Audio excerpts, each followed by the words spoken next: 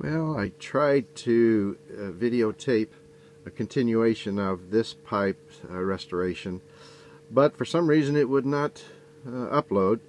But I wanted to show you the end result anyway. It turned out pretty nice, acceptable.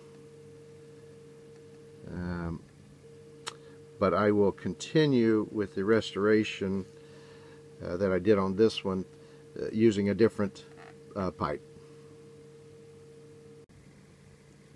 Now I've taken the stem out of the OxiClean that was in there for about 2 hours, and it's all cloudy and yellowish looking, but that's going to polish up real nice with sandpaper and micro mesh pads.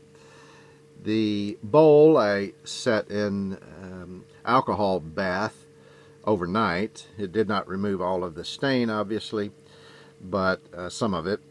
And I will sand with sandpaper most of this off, or a lot of it, and then restain this later.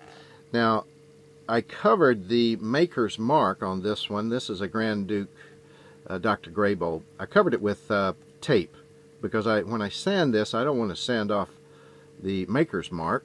I just used painter's tape. Other tape would work, I'm sure.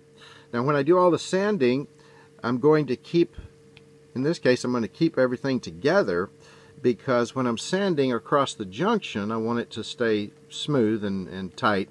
I don't want to round the corners of either one of these, the sharp corners here and here. I'm going to do all of this sanding off camera because it takes way too long. But basically what I'm going to be using 220 sandpaper first on everything.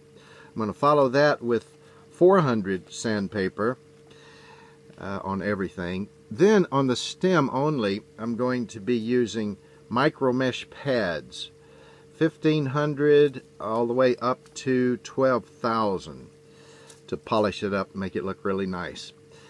I'm not going to show this sanding on camera. It's pretty self-explanatory, but I will come back when I'm all sanded out and we'll see what I have at that point.